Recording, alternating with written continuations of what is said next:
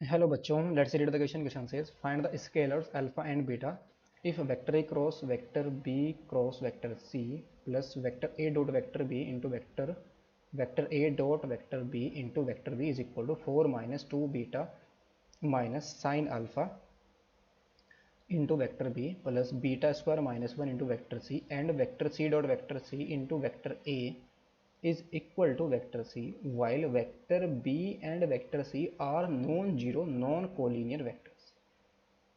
सो इस क्वेश्चन को सोल्व करने के लिए जो की कॉन्सेप्ट हम यूज़ करेंगे,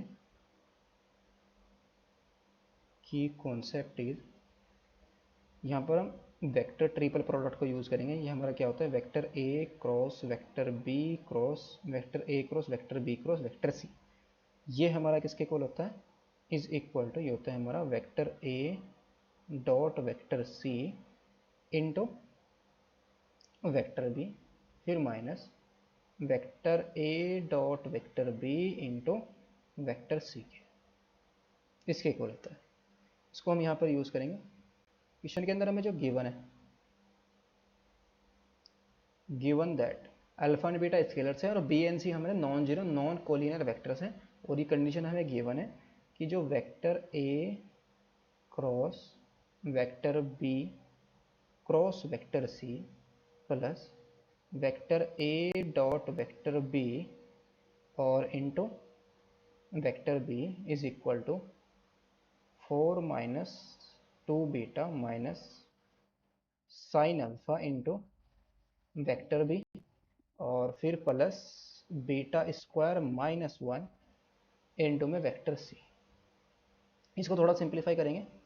यहाँ पर हम वेक्टर ट्रिपल प्रोडक्ट को यूज़ करेंगे तो कितना जाएगा, this implies vector A dot vector C into vector B फिर प्लस वेक्टर सॉरी माइनस करेगा minus vector A dot vector B into vector C plus vector A dot vector B into vector B is equal to 4 minus 2 beta minus sine alpha into vector B और plus beta square minus 1 into vector सी, जिसके equal आया.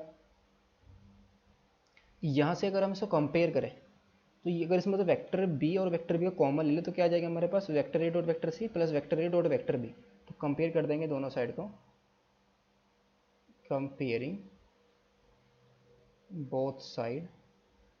तो जो vector B का coefficient है हमारा वो कितना जाए, वेक्टर बी के साथ मल्टीप्लाई में हमारा क्या है vector A dot vector C और कॉमन लेंगे यहाँ से तो कितना आ जाएगा प्लस का vector A dot vector B और ये किसके इक्वल आ जाएगा, इधर वेक्टर बी का कोफिशिएंट हमारे पास 4 minus 2 beta minus sine alpha, इसको हम लेट कर लेंगे इक्वेशन नंबर 1. और यहाँ से हमारा वेक्टर सी का कोफिशिएंट है हमारा बीटा स्क्वायर माइनस 1 है और इधर से माइनस का vector A dot vector B है. तो ये आ जाएगा माइनस का vector A dot vector B is equal to beta square minus 1, beta square minus 1 आ जाएगा. तो यहाँ से हमारे पास beta square is equal to कितना आ जाएगा, 1 को इधर ले आएंगे तो 1 माइनस का vector A dot vector B आ जाएगा. नाउ ऑल्सो हमें क्या गिवन है, vector C dot vector C और into vector A is equal to vector C के इक्वल गिवन है. तो यहाँ से हमारे पास क्या करेंगे, vector C dot vector C ये हमारे पास कितना आ जाएगा 1 के इक्वल आ जाएगा. तो यहाँ से vector A is equal to क्या आ जाएगा, वेक्टर सी आ जाएगा. तो यहाँ से हमारे पास आ जाएगा vector A dot vector C. अगर हम डॉट प्रोडक्ट निकाले वेक्टर ए का वेक्टर सी के साथ तो ये आएगा हमारे पास vector C dot vector C. तो यहाँ से vector A dot vector C की वैल्यू कितनी आ जाएगी, 1 आ जाएगी. यहाँ से हम इक्वेशन 1 इसको हमने 1 लिया था, इसको हम सेकेंड ले लेंगे और इसको हम ले लेंगे थर्ड इक्वेशन. तो from equation first and third, from first and third इन दोनों इक्वेशन को जब हम यूज़ करेंगे vector A dot vector C की जगह हम क्या पुट करेंगे 1.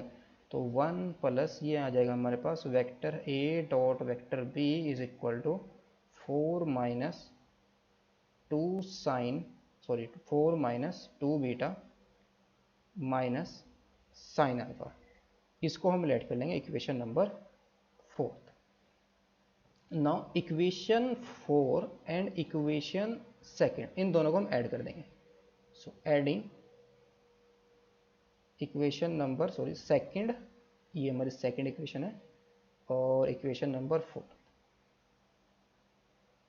सो वी गेट, जब हम इन दोनों इक्वेशंस को ऐड करेंगे क्या आएगा हमारे पास, ये हमारे पास आएगा 4 minus 2 beta minus sine alpha, और फिर प्लस ये आ जाएगा इधर बीटा स्क्वायर, और is equal to 1 vector A dot vector B, फिर plus 1 minus vector A dot vector B. ये तो कैंसिल आउट हो गया, तो 1 प्लस 1 कितना आ गया 2। तो यहाँ से हमारे पास कितना आएगा 4 minus 2 beta minus sine alpha, और plus beta square is equal to 2। तो दिस इम्प्लाइज बीटा स्क्वायर और माइनस का 2 बीटा, और फिर कितना आएगा 2 को इधर ले जाएंगे तो प्लस का 2 आ जाएगा, और साइन अल्फा को राइट में ले जाएंगे तो इज इक्वल टू कितना आ जाएगा साइन अल्फा आ जाएगा।